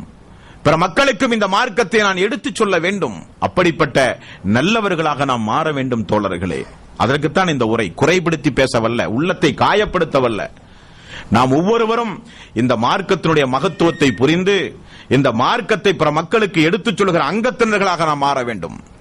பேச்சாற்றல் மூலம், எழுத்தாற்றல் மூலம், பொருளாதாரத்தை கொடுத்து, உடல் உழைப்பின் மூலமாவது இந்த மார்க்க வளர்ச்சிக்கு கண்டிப்பாக நாம் பாடுபட வேண்டும் தோழர்களே.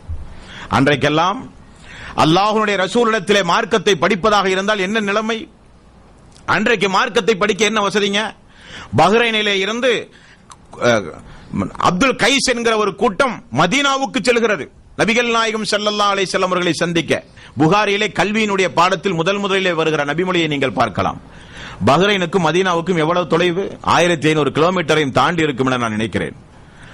அன்றைக்கு எந்த ஒரு வசதியும் கிடையாது. அப்துல் கைஸ் கூட்டம் மதீனாவுக்கு வந்தவுடன் ரசூலுல்லாஹி ஸல்லல்லாஹு அலைஹி வஸல்லம் எழுந்து போய் உங்களுடைய தோழர்களை வரவேறுங்கள் என்றார்கள்.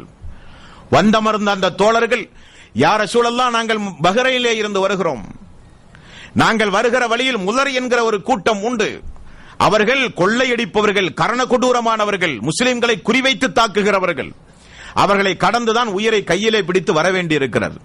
ஆகவே யா ரசூலல்லாஹ், வருடத்தினுடைய எல்லா மாதங்களும் பயணம் செய்து எங்களால் வர முடியாது. இந்த அநியாயக்காரர்கள், இந்த முதர் என்கிற இந்த கூட்டத்தார்கள் போர் செய்ய தடுக்கப்பட்ட மாதங்களில் மட்டும் அநியாயம் செய்ய மாட்டார்கள் யா ரசூலல்லாஹ். அந்த போர் செய்ய தடுக்கப்பட்ட மாதங்கள் தான் நாங்கள் பயணம் செய்ய முடியும், மார்க்கத்தை கேட்க முடியும், திரும்ப நாங்கள் ஊருக்கே திரும்ப முடியும். இல்லை என்றால் இந்த பாவிகள் கொன்று விடுவார்கள் யா ரசூலல்லாஹ். அப்படியா? என்ன விஷயம் என்று கேட்டார்கள். ரசூலுல்லாஹி ஸல்லல்லாஹு அலைஹி வஸல்லம் இடத்திலே அப்படி மாதக்கணக்கில் பயணம் செய்து திரும்ப மாதக்கணக்கில் திரும்ப ஊர் செல்ல வேண்டும். அந்த போர் செய்ய தடுக்கப்பட்ட மாதங்களுக்குள் ஊர் திரும்ப வேண்டும், இல்லை என்றால் உயிருக்கு ஆபத்து. வந்த தோழர்கள் என்ன கேட்டார்கள்? யா ரசூலல்லாஹ், எங்களுக்கு மார்க்கத்தை சொல்லுங்கள். உங்களிடமிருந்து என்ன கேட்கிறோமோ அதை போய் எங்களுடைய கோத்திரத்திற்கு போய் சொல்லுவோம், குடும்பத்திற்கு போய் எடுத்து சொல்லுவோம், கூட்டவும் மாட்டோம், குறைக்கவும் மாட்டோம் என்றார்கள். என்ன சொல்ல வேண்டும்? எங்களின் மீது என்ன கடமை யா ரசூலல்லாஹ்? கேள்வி, எங்களின் மீது என்ன கடமை? ஐங்கால தொழுகையை பேணுங்கள், ரமலானுடைய மாதம் வந்தால் நோன்பு வையுங்கள், உங்களில் வசதி படைத்தவர்கள் யாராவது இருந்தால் ஜக்காத்து கொடுங்கள், நீங்கள் வசதி படைத்தவர்கள் இருந்தால் ஹஜ்ஜுக்கு செல்லுங்கள். சரி யா ரசூலல்லாஹ். அடுத்தது என்ன? எதை நாங்கள் பேணி நடக்க வேண்டும்? எது எங்களின் மீது ஹராம், எது எங்களுக்கு தடை செய்யப்பட்டது? மதுபானங்கள் அருந்தாதீர்கள், விபச்சாரம் செய்யாதீர்கள், குழந்தைகளை கொல்லாதீர்கள், அடிமைகளிடத்தில் நீதமாக நடங்கள் என்று சொல்கிறார். சரி யா ரசூலல்லாஹ். அடுத்தது, மதுபானத்திற்கு பயன்படுத்தப்பட்ட பாத்திரங்களை நீங்கள் உபயோகிக்காதீர்கள் என்றார். இதுதான் உபதேசம். அவர்கள் பஹ்ரைனிலிருந்து வந்தார்கள் என்று 3 நாள் இஜ்திமாவை நடத்தினார் ரசூல் ஸல்லல்லாஹு அலைஹி வஸல்லம் அமர வைத்து. அப்படி அல்லாஹ்வுடைய ரசூல் நாள் கணக்கு இஜ்திமா நடத்துகிற வேலையா பார்த்தார்? அன்று வரை இறங்கிய வசனம் ஏதாவது இறங்கினால் மக்களுக்கு உபதேசம் செய்வார். சுயமாக எதையும் அல்லாஹ்வுடைய ரசூல் பேச முடியாது. இந்த உபதேசம் ஒரு 10 நிமிடம். சரியா ரசூலுல்லாஹ், நாங்கள் வரட்டுமா? இதை கூட்டவும் மாட்டோம், குறைக்கவும் மாட்டோம், எங்களுடைய கோத்திரத்திற்கு நாங்கள் போய் எடுத்துச் சொல்லுவோம் என்று சொல்லி அல்லாஹ்வுடைய ரசூலிடமிருந்து விடைபெற்று விட்டு வந்தவர்கள் அந்த அப்துல் கைஸ் என்கிற கூட்டம். இப்படி மார்க்கத்தை படித்தவர்கள் அந்த மக்கள். நமக்கு அல்லாஹ் தஆலா என்ன கஷ்டம் வச்சிருக்காங்க? என்ன கஷ்டம் வச்சிருக்கான்? 4500 ரூபாய் இந்தியன் மணி செலவு செய்தால் புகாரி முழு பாகம் வீட்டுக்கு வந்துவிடும், முஸ்லிம் 4 பாகம் வீட்டுக்கு வந்துவிடும், நசை 1 பாகம் வந்துவிடும், திருமதி 28 பாகம் நம்முடைய ஜமாத்தின் சார்பாக சிறுக சிறுக வெளியிட்ட முழு திருமதி வீட்டுக்கு வந்துவிடும். அல்லாஹ்வுடைய வேதம், அல்லாஹ்வுடைய வஹி, திருக்குர்ஆன் 250 ரூபாய் செலவு செய்தால் வீட்டுக்கு வந்துவிடும். நான் போட்ட கணக்கில் ஒரு 4000 ரூபாய் இருந்தால் இஸ்லாமிய மினி லைப்ரரி நம்முடைய வீட்டிலே வைத்து விடலாம். சினிமா கேசட், கண்ட கேசட்டுகள் நம்முடைய வீடுகளில் இருப்பதை காட்டிலும் இப்படிப்பட்ட பொக்கிஷம் இருந்தால் நம்முடைய மக்களாவது படித்து இந்த மார்க்கத்தை உணர மாட்டார்களா? உணர்வார்களா இல்லையா? கண்டிப்பாக உணர்வார்கள். இன்றைக்கு மார்க்கத்தை படிக்க, மார்க்கத்தை தெரிந்து கொள்ள எவ்வளவு வசதி வாய்ப்பு அல்லாஹ் தஆலா நமக்கு தந்திருக்கிறான். ஒரு பொற்காலம் அல்லவா இந்த காலம்? இந்த காலத்தை நாம் இழந்தால் நிச்சயம் அல்லாஹ்வுடைய நீதிமன்றத்திலே பதில் சொல்லவே முடியாது. நமக்கு முன்னால் உள்ளவர்கள் எல்லாம் திருக்குர்ஆனை தமிழிலே பார்க்காமல் மரணித்து விட்டார்கள். நம்முடைய தாய் உதாரணம், தந்தை உதாரணம், நம்முடைய நண்பர்கள் உதாரணம். நபிமொழிகளை கண்ணால் தமிழில் அல்லாஹ்வுடைய ரசூல் என்ன சொன்னார்கள் என்று பார்க்கிற வாய்ப்பை கூட இல்லாமல் நம்முடைய முன்னோர்கள் எல்லாம் இறந்து போய்விட்டார்கள். அல்லாஹ் தஆலா எல்லா வசதி வாய்ப்பையும் நமக்கு தந்திருக்கிறான். இன்றைக்கு மார்க்கத்தை தேடி நாம் எங்கும் பயணம் செய்ய வேண்டிய அவசியம் இல்லை. ஒரு நாளைக்கு 24 மணி நேரத்தை அல்லாஹ் தஆலா நமக்கு தந்திருக்கிறான்.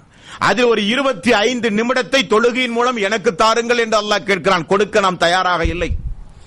மார்க்கத்தை படிக்க நாம் தயாராக இல்லை. நாம் நேரம் ஒதுக்கினால் போதும், வீட்டிலே இருந்து கொண்டு இன்றைக்கு மார்க்கத்தை படிக்க முடியும். ஒரு 2 திரகம் 2 ரியால் செலவழித்தால் 1 மணி நேரம் மார்க்க உலமாக்கள் பேசிய சீடிக்களை வாங்கி குறிப்பெடுத்துக் கொள்ள முடியும். மார்க்க அறிவை நம்மால் பெற முடியும். அவ்வளவு வாய்ப்புகள் இன்றைக்கு உண்டு. நம்முடைய வீடுகளிலே இன்றைக்கு உண்டு. கையடக்க தொலைபேசி மொபைல் போனில் இன்றைக்கு மார்க்கத்தை நீங்கள் அறிந்து கொள்ள முடியும். உண்டுமா இல்லையா? ஒரு 4GB ஒரு மெமரி கார்டு ஒன்று இருந்தால் திருக்குரான் தமிழாக்கத்தை பார்க்கலாம். இணையதளத்தின் மூலம் பல்வேறு உபதேசங்களை நீங்கள் பார்க்கலாம். எவ்வளவு மார்க்கத்தை இலகுவாக கற்றுக்கொள்ள எவ்வளவு வாய்ப்புகள் இருந்தும் அந்த மார்க்கத்தை கற்றுக்கொள்ளாமலேயே இருக்கிறோமே. அவர்களெல்லாம் சொல்லுகிறவர்கள், நாங்கள் எல்லாம் கேட்கிறவர்கள் என்றே நம்முடைய காலத்தை கழிக்கிறோமே. யாராவது ஒரு மனிதர் இஸ்லாத்தை தழுவுவதாக இருந்தால் நமக்கு ரொம்ப பெரிய பயம். என்ன காரணம் தெரியுமா? அவருக்கு ஏதாவது சொல்லிக் கொடுக்க வேண்டி வருமே. ஒரு முஸ்லீமுக்கு பெரிய ஒரு பதட்டம் என்ன தெரியுமா? யாராவது இஸ்லாத்துக்கு வந்தா உடனே அஜிரத்துல கூட்டு போறது, உடனே நம்ம மௌலவிட்ட கூட்டுவாங்க, இம்தாயிட்ட கூட்டுவாங்க, அவர் சொல்லிக் கொடுப்பாரு. உனக்கு தெரியாதா? புதிதாக இஸ்லாத்திற்கு வந்தவனுக்கு இஸ்லாத்தை எடுத்து சொல்லிக் கொடுக்க கூட நமக்கு தெரியாத அளவுக்கு மார்க்க ஞானம் போதுமா? சொர்க்கம் செல்ல போருக்குமா? நம்முடைய ஈமானை பாதுகாக்க போதுமா? நாம் விலை மதிக்க முடியாத ஹிதாயத்தை அல்லாஹ் தஆலா நமக்கு தந்தானே, அந்த ஹிதாயத்தை பாதுகாக்க இந்த மார்க்க ஞானம் போதுமா? போதாது. இங்கே நடத்தப்படுகிற திருக்குரான் விளக்க ஒரு வகுப்பை கண்டிப்பாக நீங்கள் ஒவ்வொருவரும் நீங்கள் அந்த வகுப்பில் கலந்து கொண்டு உங்களுடைய மார்க்க ஞானத்தை நீங்கள் வளர்த்துக் கொள்வது உங்களுக்கு கடமை. அது உங்களுக்கு கிடைத்த மிகப்பெரிய ஒரு பொக்கிஷம். தோழர்களே, சைத்தானை பொறுத்தவரை நமக்கு நேரமில்லாத சூழ்நிலையே உண்டாக்குவான். கடைசியில் கொண்டே கபர்ல கொண்டே வைக்கிற வரை, மரண தருவாயில் தான் நமக்கு நேரம் இருந்தும் நாம் வீணடித்து விட்டோமே என்பதை உணர்வோம். உணர்ந்தும் பயனளிக்காத நேரத்தில் நாம் உணர்வோம். ஒரு முஸ்லிம் என்றால் பட்டு திருந்துவதற்கு முன்னால் சொல்லி திருந்த வேண்டும். பட்டுத்தான் நான் திருந்துவேன் என்றால் அவன் முஃமின் அல்ல, முஸ்லிம் அல்ல. சக்கராத்துடைய நேரத்தில் மலக்குமார்கள் வந்து அமர்ந்து உயிரை கைப்பற்றும் பொழுது தெரியும். ஃபயகூல ரப்பி லௌலா அഖர்தனி இலா அஜலின் கரீப் ஃபஸத்தக வஅக்கும் மினஸ் சாலிஹீன். சிறிது எனக்கு அவகாசம் இருந்தால் நான் முஸ்லீமாக என்னுடைய பொருளாதாரத்தை எல்லாம் அல்லாஹ்வுடைய பாதையிலே செலவு செய்து நான் மூமினாக முஸ்லீமாக மரணிக்க எனக்கு கொஞ்சம் அவகாசம் கிடைக்காதா என்று மரண நேரத்தில் கதறுவான் மனிதன். யார்? மார்க்கத்தை படிக்காதவன், மார்க்கத்தை சிந்திக்காதவன், மார்க்கத்தின் அடிப்படையில் அமல் செய்யாதவன், மார்க்கம் தடை செய்யப்பட்ட காரியத்தை துணிச்சலாக செய்தவன், மார்க்க உபதேச கூட்டங்களை புறக்கணித்தவன், மார்க்கத்தை கற்றுக்கொள்ள எந்த முயற்சியும் எடுக்காதவன். உலகம் பொருளாதாரம் என இருந்தான். திடீரென அது பிடித்த உடனே அவன் கதிகலங்கி போனான். இப்படி பிடித்து நாம் கபரிலே நம்மை கொண்டு போய் அடைக்கினால் நம்மால் ஒன்றுமே செய்ய முடியாதே என பதறுகிறான், கத்துகிறான். அது சக்கராத்துடைய நேரத்தில் கதறி கத்தி எந்த பயனும் இல்லை. தோழர்களே, இருக்கிற வாய்ப்பை நல்ல முறைக்கு பயன்படுத்துங்கள். இந்த இருக்கிற வாய்ப்பை எல்லாம் மார்க்கத்தை கற்றுக்கொள்ள பயன்படுத்துங்கள். மார்க்கம் வளர்ந்த வரலாறை திரும்ப ஒன்றுக்கு பல முறை படித்து பாருங்கள். அப்பொழுதுதான் நம்முடைய ஈமான் மெருகூறும். அப்பொழுதுதான் தவறுகளை செய்யாமல் ஓரளவுக்கு பாதுகாப்பாக இந்த உலகத்திலே நாம் வாழ்வோம். தோழர்களே, எல்லா வகையான அநியாயங்களையும் செய்கிற வாய்ப்பு இருந்தது. அன்றைக்கு யார் இருந்தார்?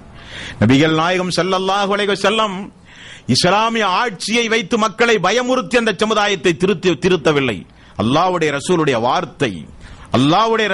வார்த்தை, யார் ஒருவர் தனிமையில் இருந்து கொண்டு அழுகிறானோ, கறந்த பால் மடி எப்படி திரும்ப புகாதோ அதே போல அவன் நரகம் செல்ல மாட்டான் என்றார்கள் ரசூலுல்லாஹி ஸல்லல்லாஹு அலைஹி வஸல்லம். தனிமையிலே அழுதார்கள் அந்த சஹாபாக்கள்.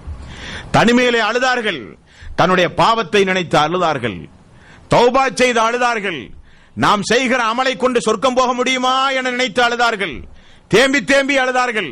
அல்லாஹ்வுடைய ஆயத்துகள் ஓதும் பொழுதெல்லாம் அழுதார்கள். ஃபத்ல் இப்னு அப்பாஸ் ரலியல்லாஹு அன்ஹு, எவ்வளவோ சஹாபாக்களை உதாரணமாக சொல்லலாம். ஒரு நபித்தோழருடைய ஒரு தாய் மகனிடத்திலே சொல்லுகிறார், மகனே எனக்கு முன்னால் திருக்குர்ஆனுடைய வசனங்களை ஓதி காண்பி என்று சொல்லுகிறார். ஒரு குடும்பத்தை பாருங்கள், பெற்றோர்கள் பிள்ளைகளிடத்திலே கேட்பது, மகனே திருக்குர்ஆனை எனக்கு முன்னால் ஓது. உடனே அந்த மகன் திருக்குர்ஆனுடைய அத்தியாயத்தை ஓத ஆரம்பிக்கிறார். தாய் என்ன சொல்கிறார்கள் தெரியுமா? மகனே அந்த அத்தியாயத்தை அப்படியே நிறுத்து என்று சொல்லும் போது மகன் தாயை பார்க்கிறார். தாய் தேம்பி அழுகிறார்கள். என்னம்மா, என்ன விஷயம், ஏன் அழுகிறீர்கள்? மகனே, உனக்கு தெரியாது, இந்த அத்தியாயத்தான் ரசூல் ஸல்லல்லாஹு அலைஹி வஸல்லம் மஹ்ரிபுடைய நேரத்தில் கடைசியாக ஓதிய வசனம் என்று சொன்னார்கள். திருக்குர்ஆனோடு அவர்களுக்கு இருந்த தொடர்பு. குர்ஆன் ஓதும் போது அழுவார்கள் அந்த சஹாபாக்கள். காரணம் என்ன? அது நடிப்பு என்கிறார்கள் இன்றைக்கு நிறைய பேர்கள். அப்படி அல்ல. ஓதும் போது அது அல்லாஹ்வுடைய வார்த்தை என்பதை உணர்ந்தாலே கண்களிலே இருந்து கண்ணீர் வரும். அபூபக்கர் சித்திக் ரலியல்லாஹு அன்ஹு அவர்கள் திருக்குர்ஆனுடைய வசனங்களை ஓதும்போது அழுகிற பண்புடையவர்களாக இருந்தார்கள்.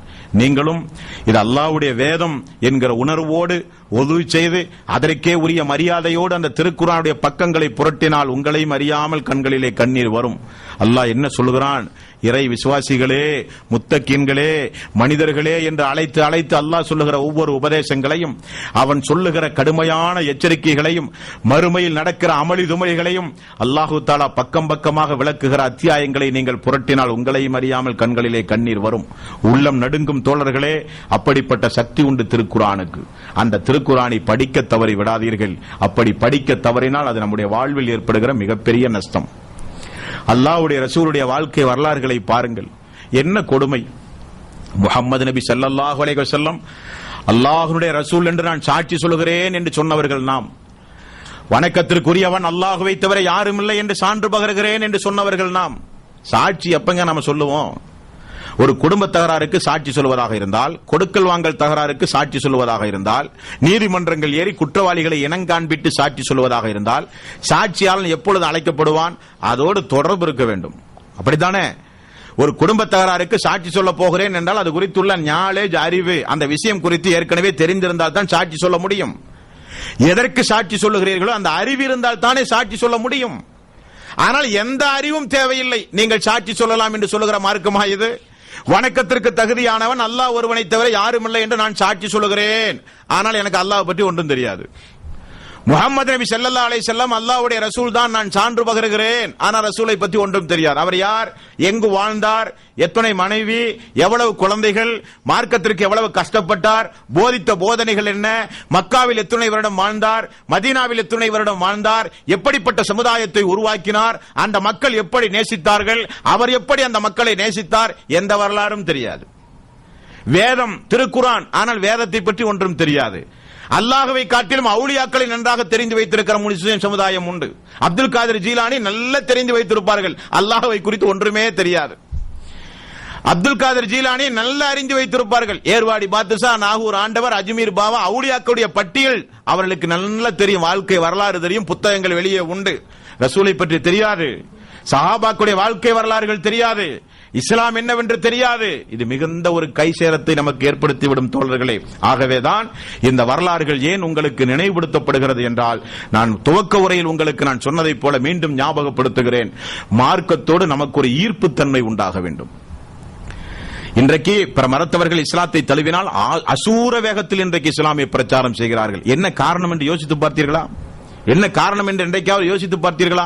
ஒரு இஸ்லாத்தை தழுவிய ஒரு மனிதன் இஸ்லாத்திற்கு வந்த உடனே முகத்தில் பாருங்கள் அழகாக தாடி வைக்கிறார். எப்பொழுதும் தமிழ் திருக்குர்ஆனை கையிலே வைத்திருக்கிறார். திருக்குர்ஆனுடைய பக்கங்களை பவ்யமாக புரட்டுகிறார். எந்த வகுப்பு நடந்தாலும் முன்சஃபிலே வந்து அமர்கிறார். தொழுகை என்றால் பாங்கு சொன்ன உடனே போய் சுன்னத்து தொழுது ஃபர்லை எதிர்பார்த்து அமர்கிறார். கண்ணில் பார்க்கிற மக்களுக்கெல்லாம் மார்க்கத்தை சொல்லுகிறார். துண்டு பிரசுரம் எப்பொழுதும் அவருடைய கையிலே இருக்கும். இஸ்லாம் அல்லாத ஏதாவது சகோதரனை பார்த்தால் அவன் நரகத்திற்கு சென்று விடுவானே ஒரு கவலை அவருக்கு இருக்கிறது. எப்படியாவது மார்க்கத்தினுடைய ரெண்டு விஷயங்களை சொல்ல வேண்டுமே என்கிற உந்துதல் இருக்கிறது. ஆனால் பரம்பரை முஸ்லிம்களாகிய நாம் எந்த முயற்சியும் எடுக்காமல் இருக்கிறோம். என்ன காரணம்? அவர் மார்க்கத்தை படித்து உணர்ந்து விளங்கி வந்தார். அந்த விளங்கிய மார்க்கம் அவரை வெறுமனே இருக்க விடவே இல்லை. மார்க்கத்தை நீங்கள் விளங்கினாலும் அதுதான் நிலைமை.